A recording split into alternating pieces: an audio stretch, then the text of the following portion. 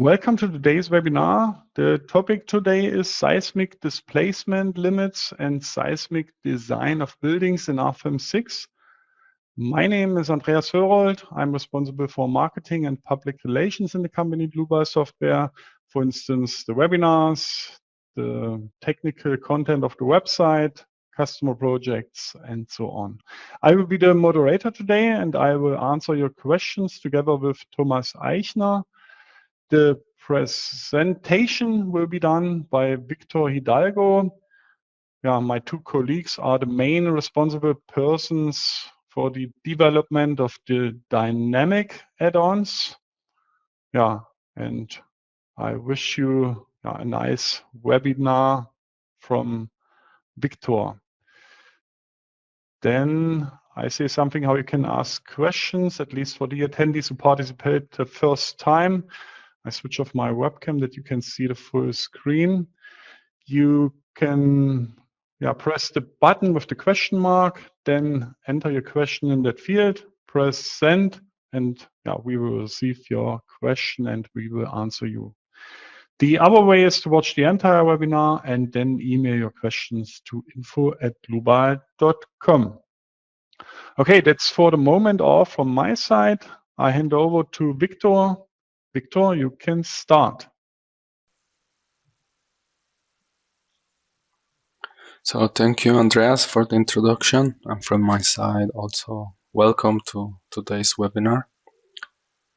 The content for today is divided in 4 main topics. So the first one is a small introduction to the topic seismic displacement limits for buildings.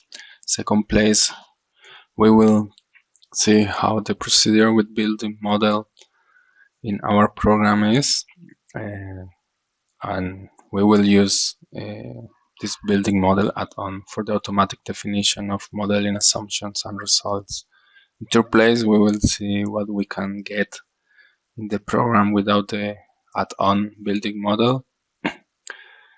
And in the last place, a small conclusion about iteration process in RFEM and information on optimization in RFEM, so related to seismic displacement and seismic design for buildings. Okay, so let's get started with the first topic, the introduction to the topic seismic displacement limits for buildings. So the reference for today will be the Eurocode 8, Design of Structures for Earthquake Resistance. So this reference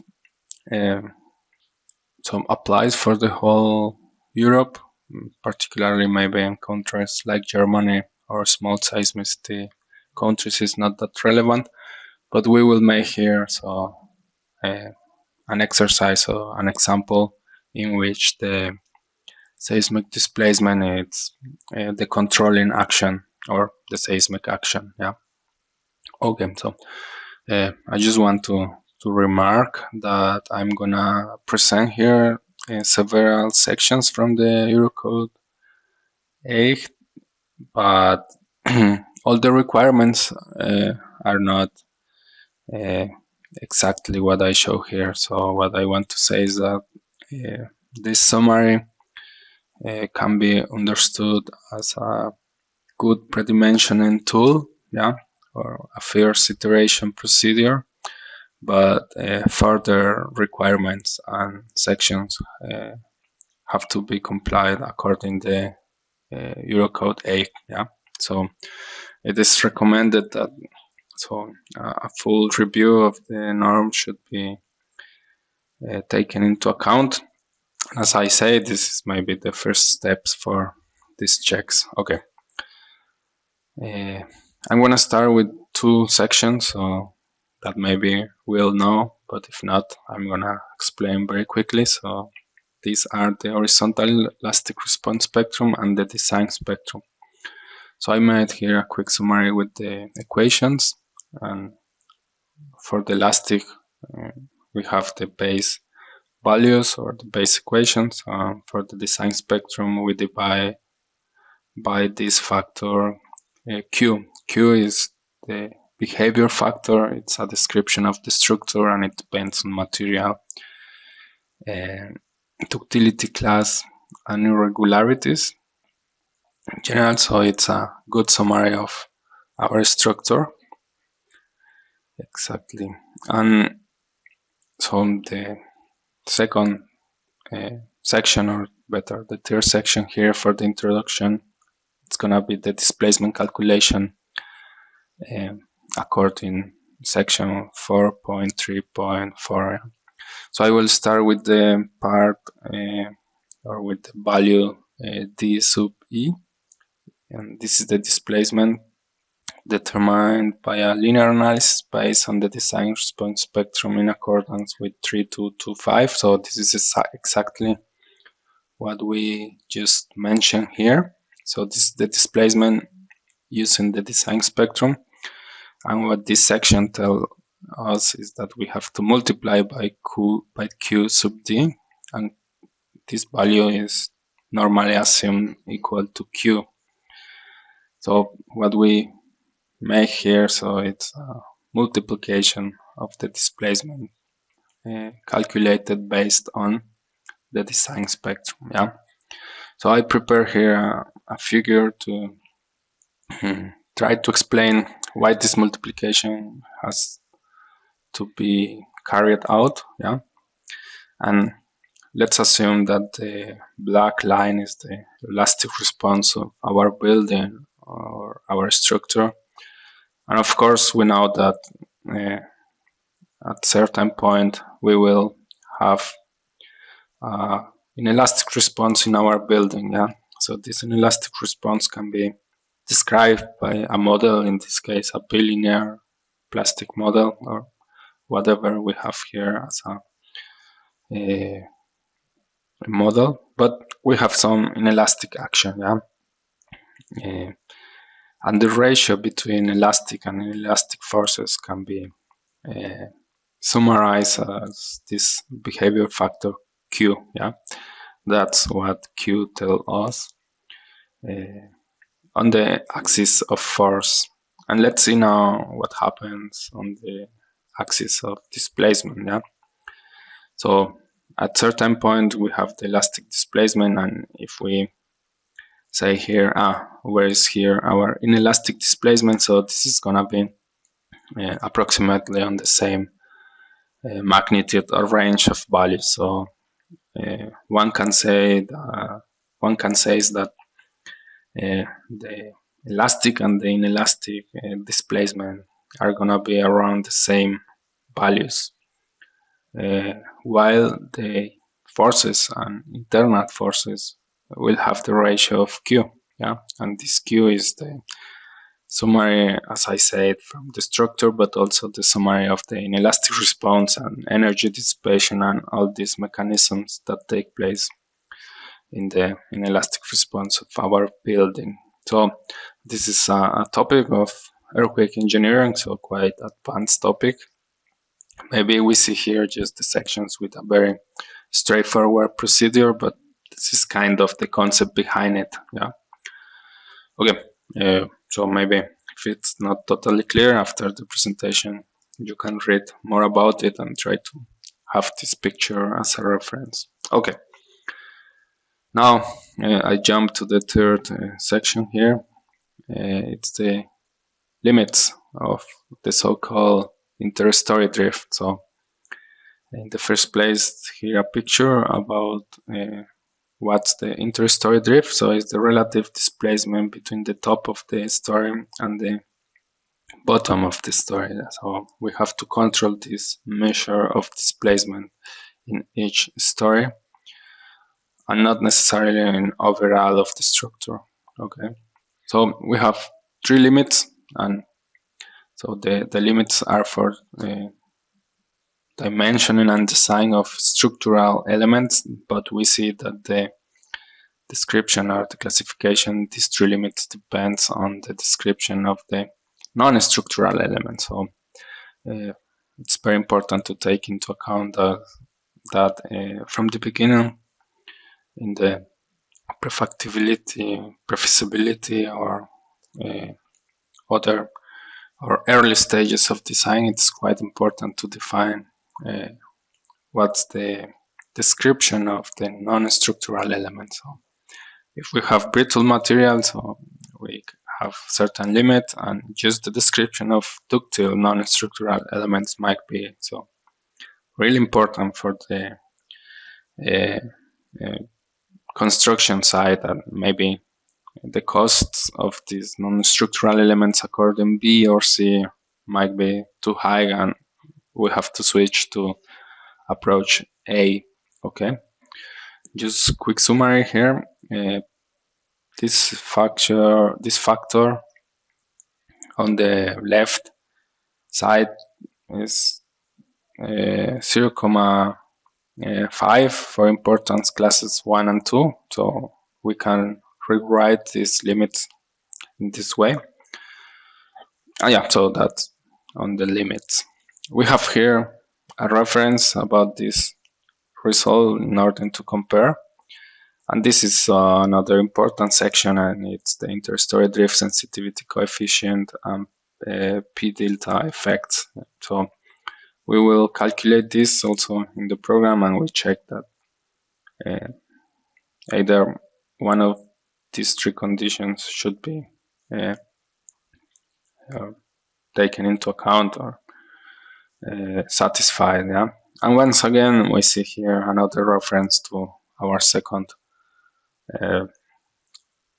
section 4.3.4, which means the multiplication of the displacement based on the design spectrum. So, okay, let's start on the second chapter of today. So the procedure with building model.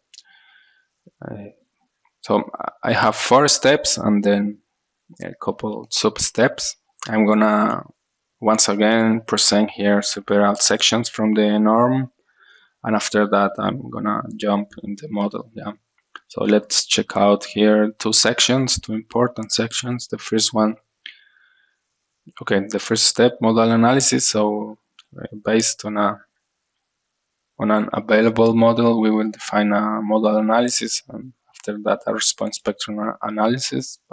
But for this, we want to take into account the stiffness according 4.3.1 and then subsection 7. Yeah?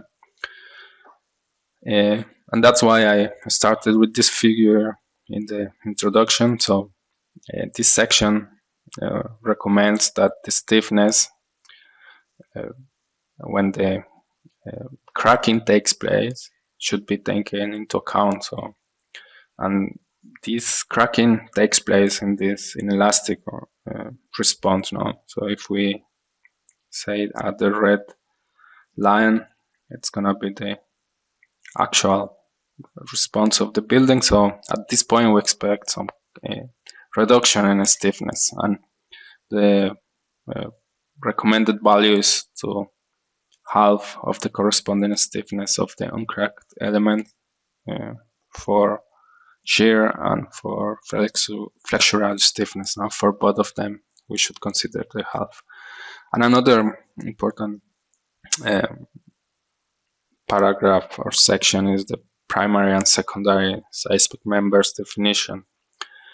So secondary members are members not forming part of the seismic action resisting system of the building, but beyond this definition, it's important to say that such elements do not have to comply with sections 5 to 9, which can be very important for detailing in the case of reinforced concrete elements. So the detailing is way more, or in steel we have additional requirements for buckling or this. No, so this is also very abstract. I'm gonna show a very simple example in the program, and let's take a look for these 2 sections in the program. So I'm gonna start with a description of the building. So we have a very irregular building here. We have jumps in the geometry of the stories, and I did this in purpose to illustrate the concept of irregularities. Just as a quick description, we have here a reinforced concrete building with walls, and one can say very stiff walls. I'm gonna show them here with visibilities. In the navigator views, we have some predefined visibilities which help us with the inspection of the model or visualization. Yeah. So we can see here 6 walls which are conceived to limit the lateral displacement of the structure. So exactly this interstory drift. Okay, I'm gonna cancel the visibility. I come back to the original view, and I am gonna show the loads definition. So I have 2 load cases, self-weight and superimpose on live load. In this case, I have a very general definition, quite simple for today's exercise. Yeah, of course. So that's our base model. Also, just to say, the first 2 stories have a height of 4 meters, and after that we have 3.5. So this is going to be important when activating the building model. Okay, so we have this general overview, and now we want to define our model analysis. For this, we will go to the button Edit Model Base Data, and here we can activate the desired type of analysis. In our case today, dynamic analysis. If I click on response spectrum analysis, model analysis will be automatically activated. And according to what I want to calculate, I can select others add-ons. In this case, it's just of interest, this dynamic analysis. And take into account that when we activate something here, we might need to provide a norm or a design standard for the corresponding new feature in program. So in this case, I'm gonna leave Eurocode. Okay. Now I can go to edit active load case. In this menu, I can create a new load case of type model analysis. Yeah? So I'm gonna call it model analysis 1, and this is gonna be basis 1. Okay. I'm gonna edit the settings. I erase the second, and I'm gonna make here a typical definition for model analysis to reach effective model mass factors, typical value of 90%. And then we are limited to this method for solving. Yeah. On the mass matrix settings, I'm gonna choose diagonal on a classical building analysis with the 2 horizontal components and just the theta component, so the torsional component. Okay. Apply OK. And then we have to select a proper import masses only from load case, load combination. So each code defines the kind of combination of vertical loads that has to be selected here. I'm gonna show how to do this from scratch. So this means here in base, in the tab base, we can activate our combination wizard and or assistant. And with this, we can automatically generate combinations according to the norm, the selected norm, in this case, Eurocode. Okay. In design situations is the basic definition, and we select here, for example, seismic mass combination. With this, we will get subsequently here in load combination the corresponding factors and multiplication according to the desired design situation. Yeah. Here in assignment, we see a factor of 1 for self-weight and superimpose, and live load with 0,3. So that's according the norm. So that's quite useful in our program. Here we can go back to the model analysis, be the first place, apply, and then we have available our combination. Okay, perfect. So after this, I can define a second model analysis, and we are gonna do the following thing. So this is gonna be the basis. In this case, we are not considering any of these two sections. Then we will make a second iteration with just the 4.3.1, and then a second iteration with these two sections. Yeah. Okay, let's do that. So I'm gonna copy this one. Okay, and after copying, I'm gonna change the name to 2. I erase this here, and I prepare in advance a structure modification. Yeah? This is quite a very useful tool in our program, and it's very useful in this case. So I have 2 definitions. I'm gonna show them. So here you can activate what you want to have, in this case members and surfaces. And for members, I made the following definition. So according the section in the norm, there is a reduction of 50% on the shear and bending stiffness. Okay, and I selected practically so all elements. Okay, I'm gonna copy the section just to have in mind the section or what we are doing. Exactly. So this is the second model analysis, and I'm gonna create a tier 1. And here I'm gonna select the second structure modification. I'm gonna show them. Sorry, in the first structure modification, I forgot to show the surfaces definition. In this case, also a 50% reduction. So this stays the same in the second structure modification. And in the case of members, I have this difference. Yeah, so I have a second definition in the structure modification number 1. I only have 1. I'm gonna show this. The first definition inside the structure modification remains the same. And in the second definition, I try to take into account this section.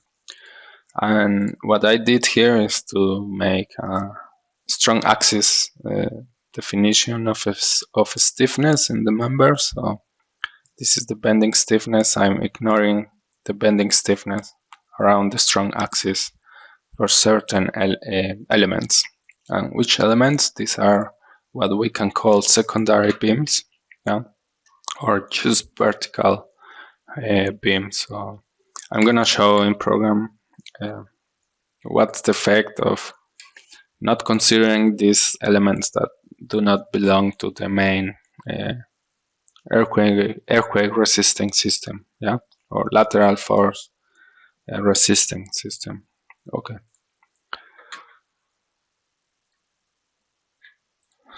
And here I can write the second paragraph. Okay. So we accept this and we can run the model analysis. It takes around 30-40 seconds for each model analysis. So I already did it for today's presentation. I'm gonna show that the definition is exactly as we did before. Yeah. Okay. And we are gonna take a look on the model analysis results. Yeah? So here on the table, we can go to model analysis, natural frequencies, and we see for our iteration number 1, a natural period of 0.9 and 0.7 6. Okay.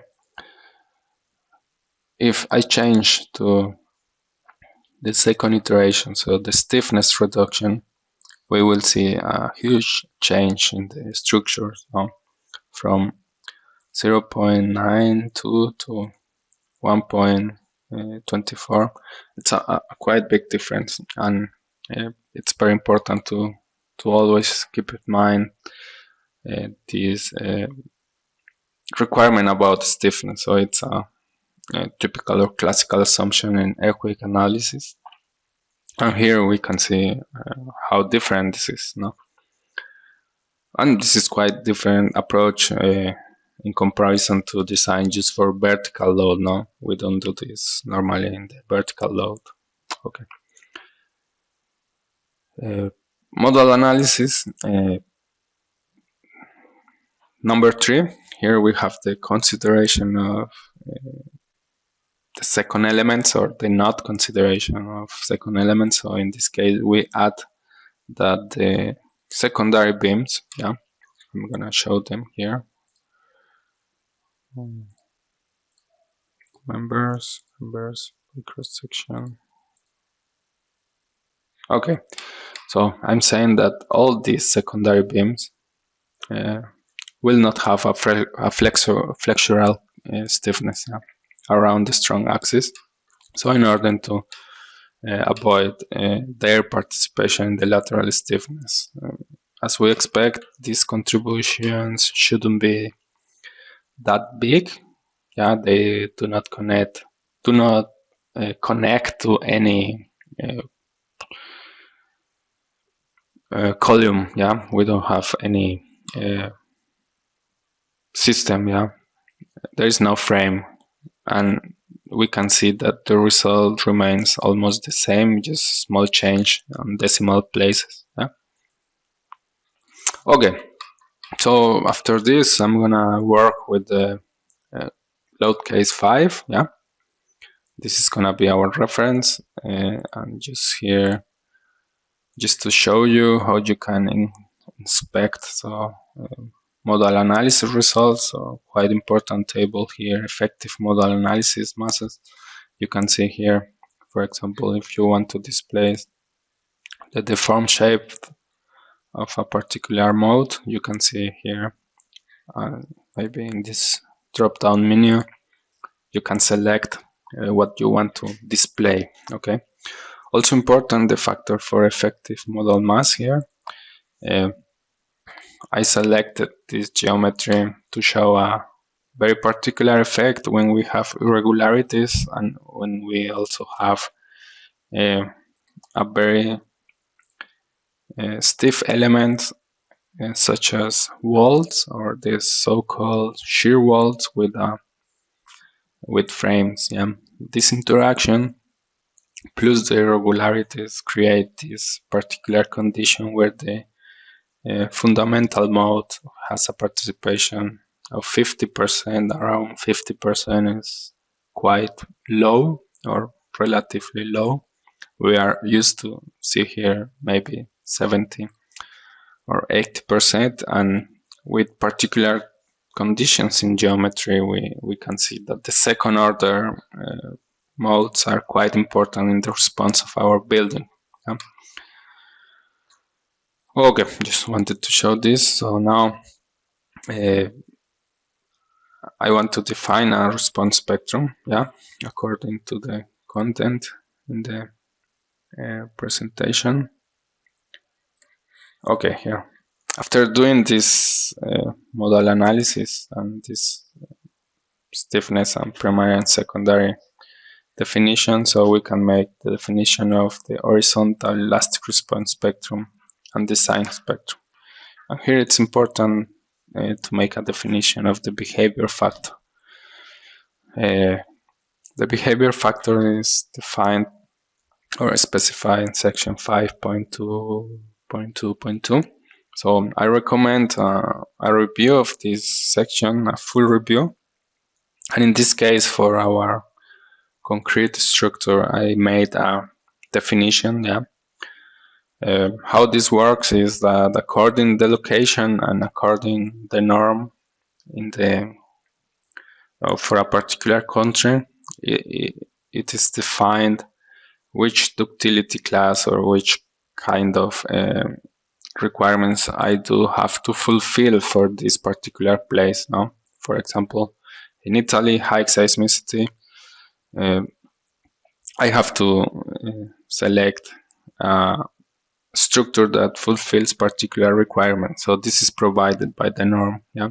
Because of time, I cannot make a full explanation on this, but let's assume that according to the location of this building, I have to use ductility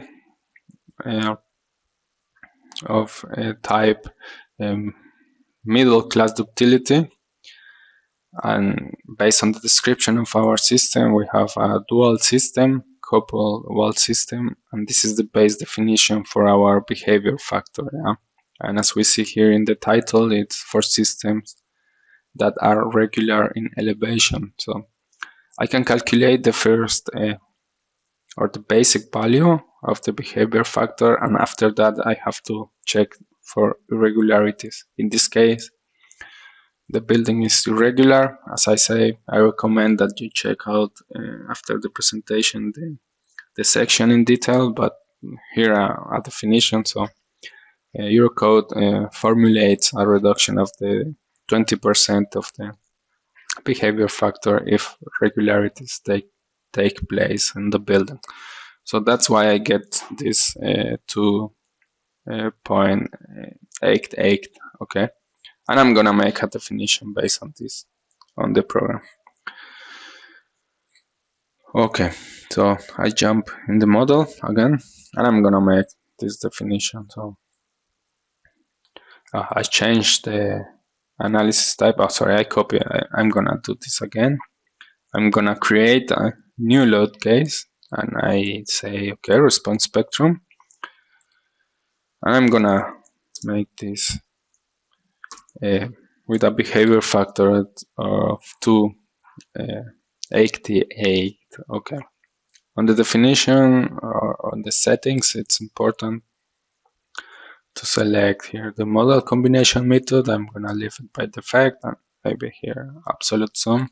It's not that relevant for today, but just keep it in mind. Yeah. And the model analysis it requires. So we are gonna use our load case 5, our final iteration, let's say. We are gonna consider accidental torsion, and the program automatically defines or identifies which measures do we have over there. Yeah. We can adjust this by going here inside and maybe select 2 points. Okay. Here, oh, sorry for this window. Okay. I continue here. Okay. So we can adjust this, yeah, here on the program, but in this case, I'm gonna leave it by default. And now I can go to response spectrum. I'm gonna activate horizontal components, and I go for the definition here inside. Well, I had it previously, but it's our 2.88, and I select this reference peak ground acceleration in order to have certain values in the interstory drift, but according site, we can define the ground tip with geotechnical analysis, and the reference peak ground acceleration, it's gonna be read from acceleration map, yeah, provided by the norm. I just say okay, and okay, I'm done with this definition. Important here also is to create a second response spectrum, and as we saw, if we use a response spectrum of type design spectrum, we have to multiply the results for displacement. So in this case, I'm gonna do this in a particular way here, but there are many ways of doing this. What I'm gonna do is that I create a second analysis, and I say, okay, if I multiply again by a behavior factor Q, then I get this. Yeah.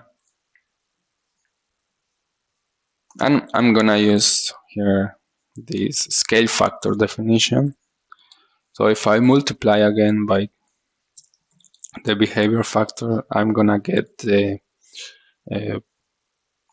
correct results for displacement. Okay.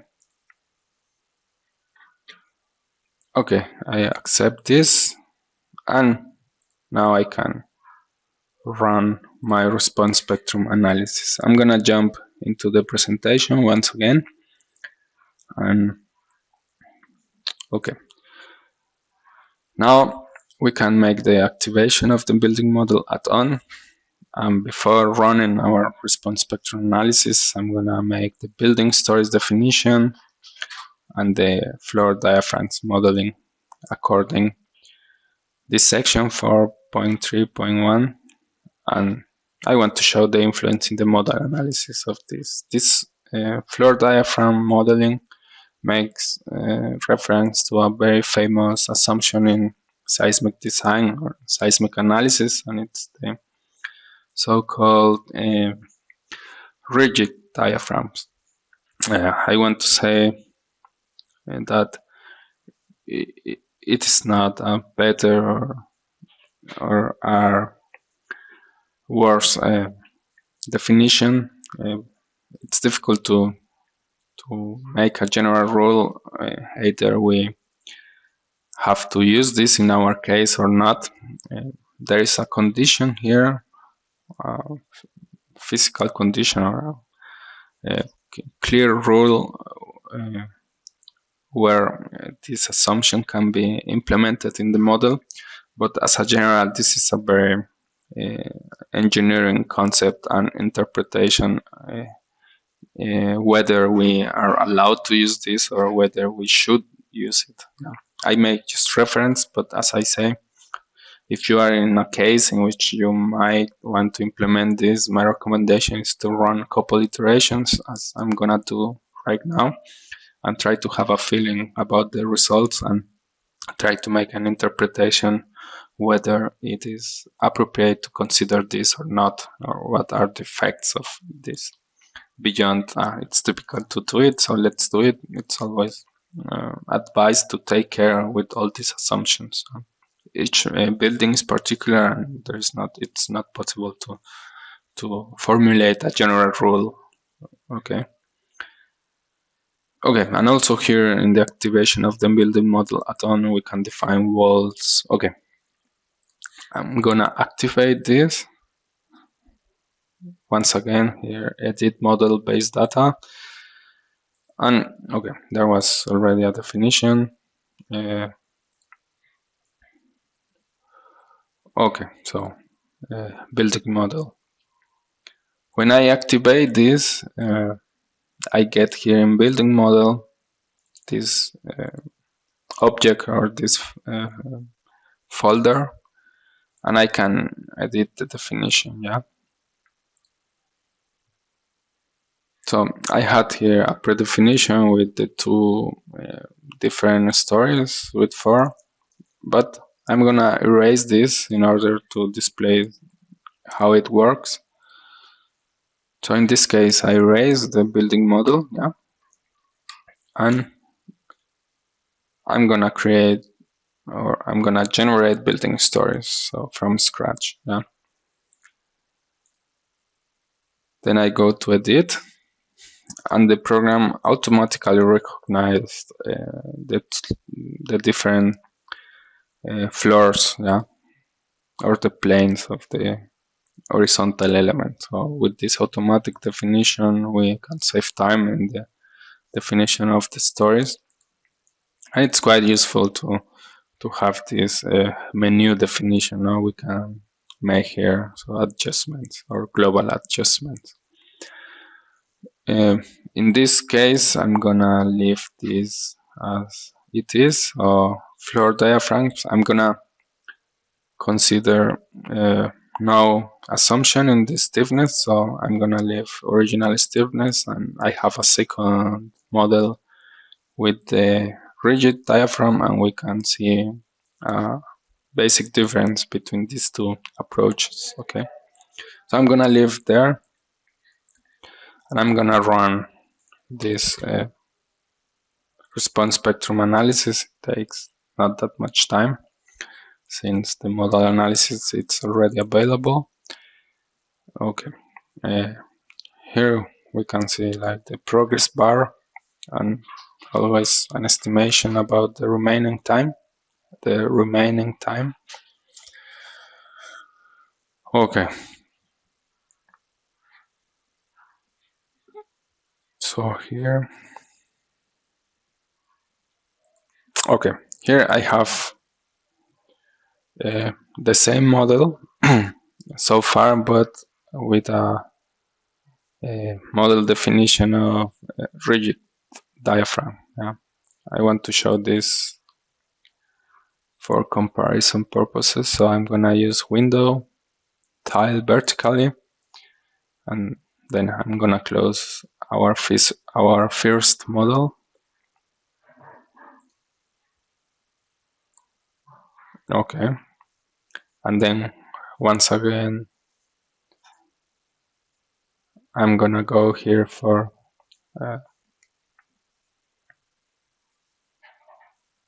okay, just takes some time. Window, okay, tile vertically. Okay, so we have on the left the results for the model without rigid diaphragm, and in this case I want to display once again the results for model analysis, and in this case I'm gonna use this result for masses. Yeah, what we see here is that according to here the mesh settings, yeah, we have some mesh settings on the program, and with this basic definition we have a mass definition on each point of this mesh. Yeah, so this is quite complex mass matrix definition, and if we activate the option of rigid diaphragm, I'm gonna show here,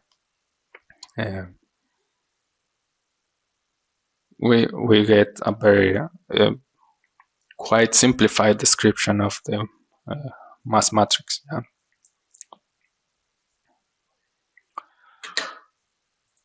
So in the first place I want to show you the definition in the building model add-on. So in this case I have the same definition, but I selected all stories and I created or selected the rigid diaphragm, yeah, floor diaphragm as rigid. Okay, I already ran the analysis just to save time, and in the same way I'm gonna look for the results of the model analysis iteration number 3. In this case, once again the masses definition, and we see a huge difference on the masses definition. Now in this case we have what we call lumped mass definition on the center of the element, yeah, or of the floor. So this helps a lot in the analysis time for this model. No? Okay, once again it's important to keep in mind that this has to be analyzed whether it's better the option on the right or on the left. There is no general rule for this. Okay, I'm gonna jump on the model on the left and I'm gonna show something. It's the walls definition. So I'm gonna make a new shear wall definition. There is already one, and this is quite versatile because I only have to select the surfaces and the program it's gonna recognize the geometry of the wall. So I'm gonna select this wall, so I select simply all the surfaces, and the program is gonna recognize the cross-section dimensions and also the floors definition, and with this I can have integrate the results for the areas, because for design we need the results in form of a member, no? Exactly. So this is quite versatile and useful for a quick definition. Okay. Okay, I have to delete results after creating a wall, and we see here an internal element that it's gonna integrate the results for all these areas. Okay. Okay, at this point I'm gonna close this model, and I'm gonna stay in the rigid diaphragm model for the last part of this section. Okay, I come back here. We activated our building model add-on, and now we have to check the requirements for the limitation of interstory drift.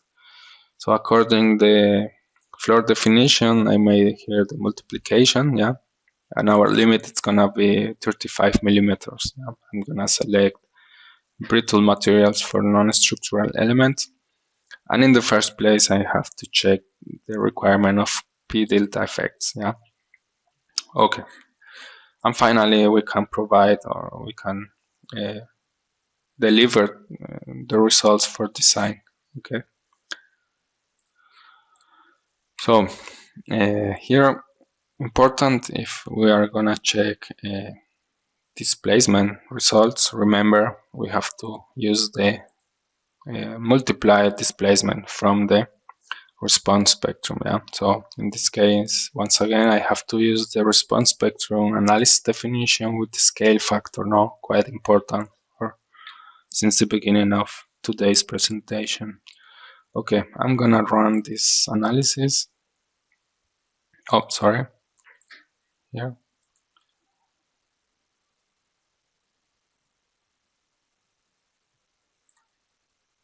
So, okay, it's already there, the analysis, and in this case, with the spectral analysis and the building model, we have a additional table of results, and this is what we are gonna inspect right now. Yeah.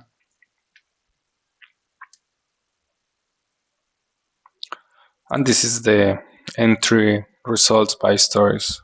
In results by story, we have this group of tables with quite important quantities of centers of mass and rigidity. So particularly the calculation of center of rigidity is quite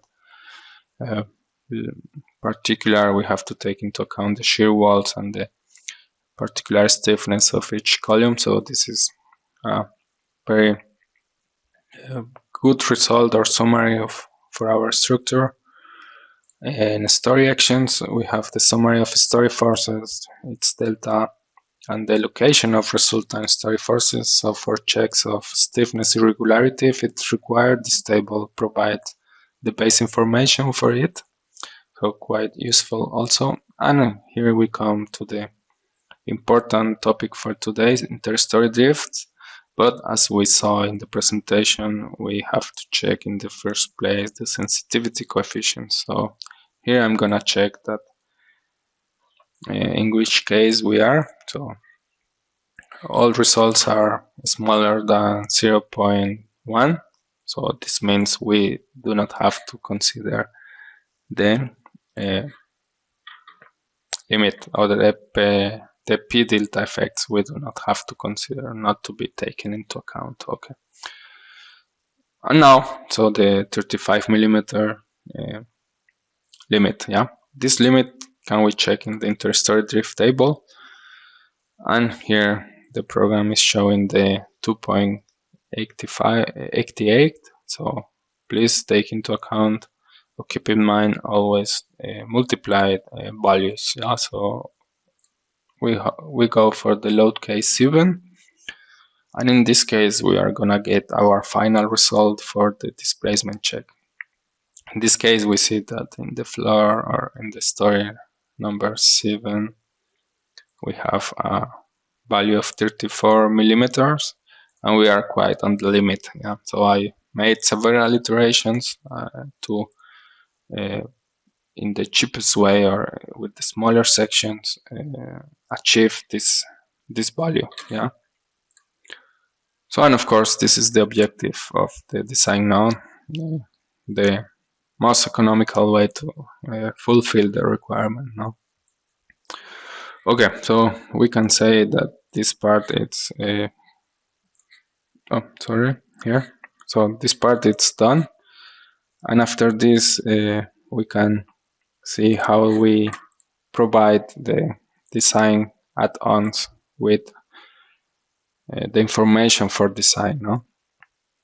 In this case, I already did it, so we can activate the concrete design add-on, and in accordance to this, we can create additional design situation. In this case, seismic, or in this case, permanent and transient.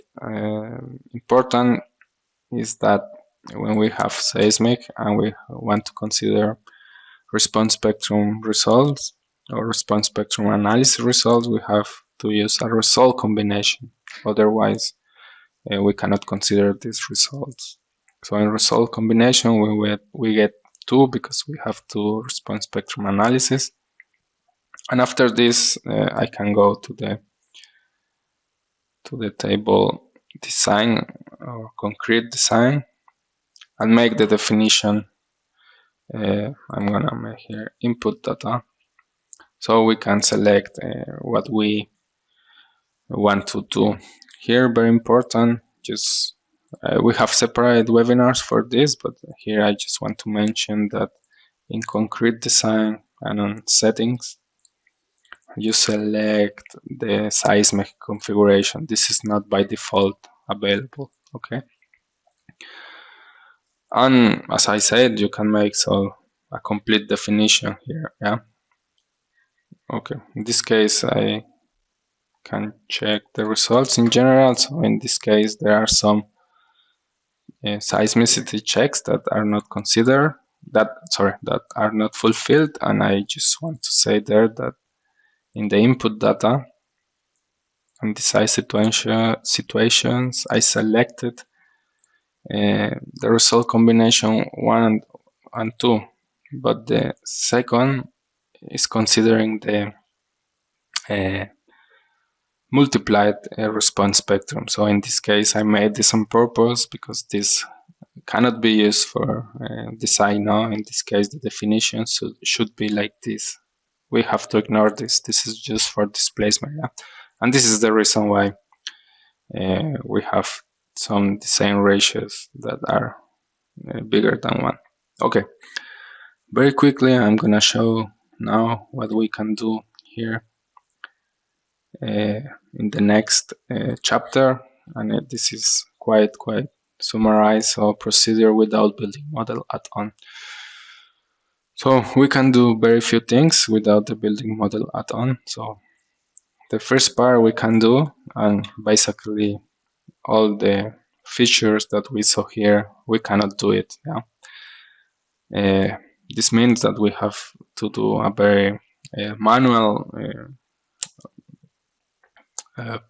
procedure. So for example, exporting to Excel and then making calculation by hand, I mean in a software, but manually making all the definitions. So the only quantity that can be generated without building model add-on are the story forces. Yeah, and for this you have to make the following, and this is, so I created a result beam. This result beam has no influence on the stiffness or of the building or of the structure, so it's gonna be ignored, and this works as a integration element. Yeah, so I selected here integrate stresses and forces from listed objects, And on each floor I selected the walls, yeah, in the first floor, so all the walls for the first floor, and then all members, or in this case all columns for the first floor, yeah. And by doing this I can integrate the results on each floor, yeah, for each result member. Okay, I'm gonna isolate this just to have a clearer view.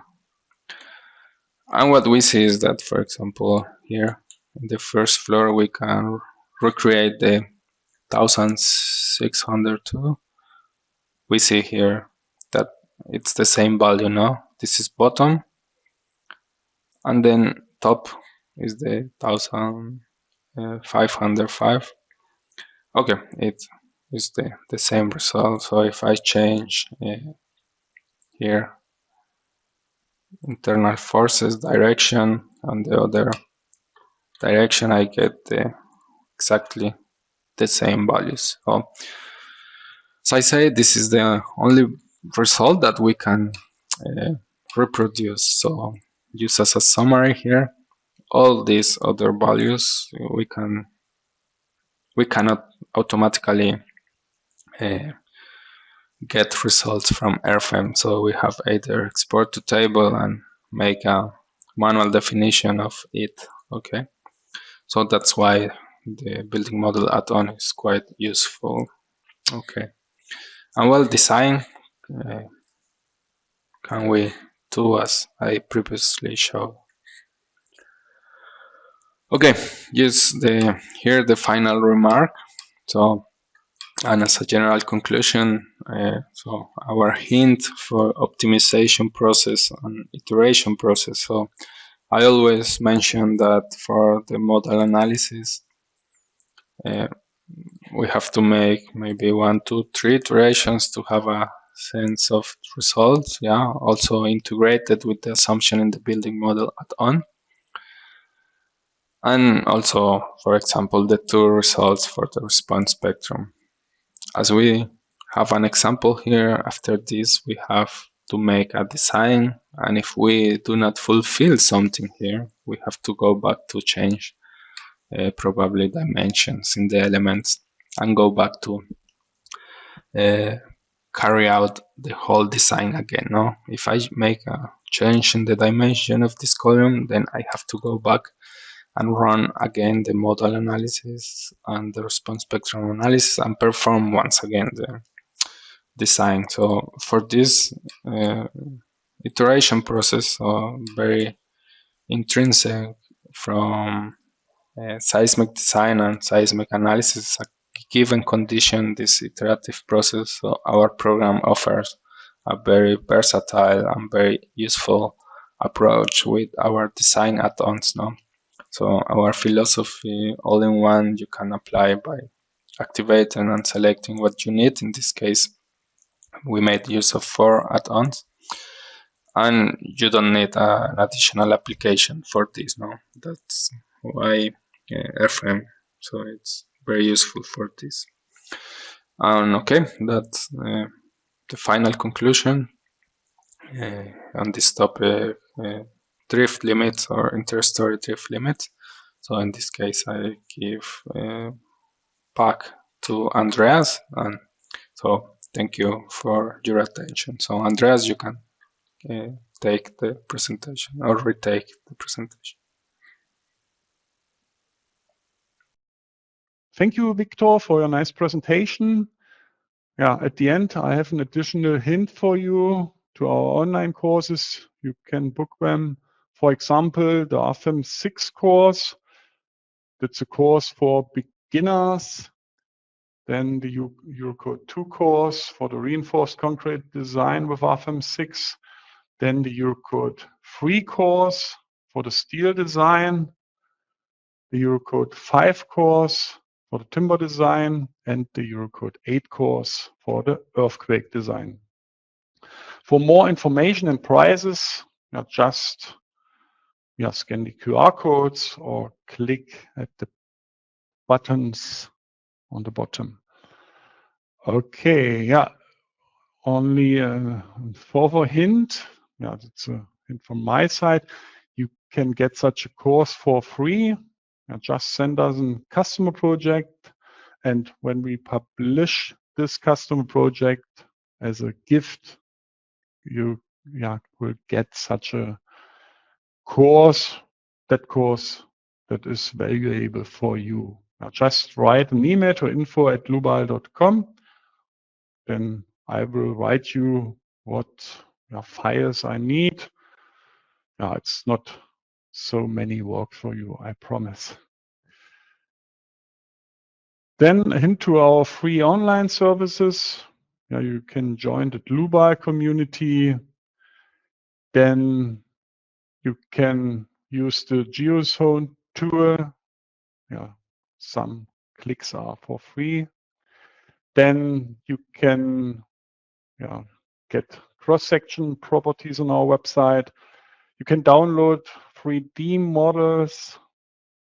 And if you want to know more about our free online services, just scan the QR code or press that link here.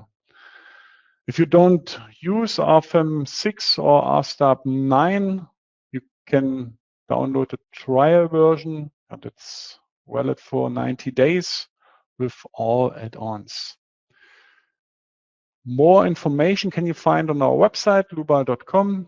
For example, the knowledge base articles. You can ask the Mia AI assistant all the day and all the night, 24/7. Just ask her and she will answer you. She knows all the content from our website, such as the knowledge base articles, FAQs, and so on. That should be also all from my side.